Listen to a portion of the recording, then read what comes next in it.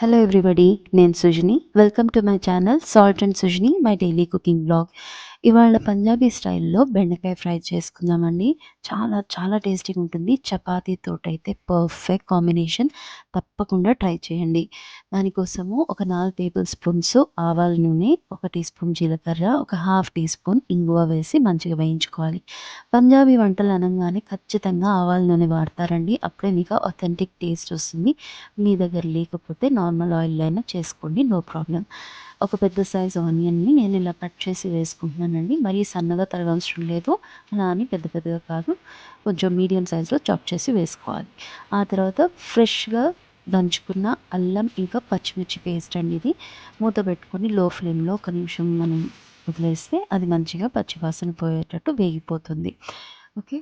So, ఇప్పుడు దీంట్లో మనము కొన్ని సింపుల్ రెగ్యులర్ ఇంగ్రీడియంట్స్ అండి. కొంచెం హాఫ్ టీ స్పూన్ పసుపు, 1 టేబుల్ స్పూన్ ధనియాల పొడి, 1 టీ స్పూన్ అంత normal chilli powder, 1 teaspoon అంత కాశ్మీరీ చిల్లీ పౌడర్ వేసి ఒక్కసారి కలుపుకొని, ఆ తర్వాత నేను ఇక్కడ ఒక 1 కేజీ బెండకాయ ముక్కల్ని ఈ విధంగా మీడియం సైజ్‌లో కట్ చేసుకున్నానండి. అవి దీంట్లోకి వేసేసుకోవాలి. వేసేసుకొని బెండకాయలో జిగురు ఉంటుంది కదండీ! సో, ఎట్టి పరిస్థితిలో మూత పెట్టకూడదు. స్టార్టింగ్‌లో అయితే ఒక్క 1 మినిట్ హై ఫ్లేమ్‌లోనే జాగ్రత్తగా నిదానంగా తిప్పుతుండండి. తర్వాత లో టు మీడియం ఫ్లేమ్‌లో మూత అనేది అస్సలు పెట్టకుండా దీన్ని వేయించుకుంటూ ఉండాలండి. మధ్య మధ్యలో కలుపుతూ ఉండండి. మరీ స్టార్టింగ్‌లో ఎక్కువ కలిపేసాకపోతే కూడా మీకు జిగురొచ్చేస్తుంది. అలా చేస్తుంటే ఇదిగోండి మీకు ఈ జిగురు అనేది తగ్గిపోతుందనమాట గ్రాడ్యుయల్‌గా. జిగురు తగ్గిన తర్వాతే ఉప్పేయాలి. ఉప్పు కూడా మీరు స్టార్టింగ్‌లో వేసేస్తే బెండకాయలోంచి నీరు అనేది ఊరి మళ్ళీ అది జిగురు ఎక్కువైపోతుంది. సో, ఈ 2 థింగ్స్ మీరు ఆహ్, దృష్టిలో పెట్టుకోవాలి. సో, మూత పెట్టకూడదు. ఉప్పు కూడా స్టార్టింగ్‌లో వేయకూడదు. అంతేనండి.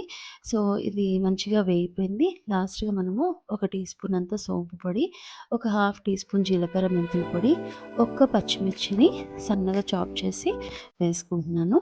ఒక్కసారి ఇవన్నీ కలుపుకొని జస్ట్ 1, 2 మినిట్స్ ఉంచితే సరిపోతుందండి. ఆ తర్వాత ఒక టేబుల్ స్పూను నిమ్మరసం వేసుకుంటున్నానండి. అలాగే సన్నగా తరిగిన కొత్తిమీరతోటి గార్నిష్ చేసేసుకుంటున్నాను. మీరు నిమ్మరసం బదులు ఆమ్చూర్ పొడి కూడా వేసుకోవచ్చు. ఏదైతే లాస్ట్‌లో మనము సోంపు పొడి అవి వేసాం చూడండి ఆ టైంలో. సో, చాలా చాలా టేస్టీగా ఉంటుందండి. చపాతీతోటి మస్ట్ ట్రై కాంబినేషన్. తప్పకుండా ట్రై చేయండి. మీకు ఎలా కుదిరిందో నాకు కామెంట్ బాక్స్‌లో చెప్పండి. అలాగే నా ఛానల్‌ని సబ్స్క్రైబ్ చేసుకోండి. మీ ఫ్రెండ్స్ అండ్ ఫ్యామిలీ తోటి నా రెసిపీస్‌ని ప్లీజ్ షేర్ చేసుకోండి. ఇంగ్రీడియెంట్స్ అన్ని డిస్క్రిప్షన్ బాక్స్‌లో ఉన్నాయి. చదువుకుంటూ చేసుకోండి. సో, మరో రెసిపీలో కలుద్దామండి. Thank you for watching.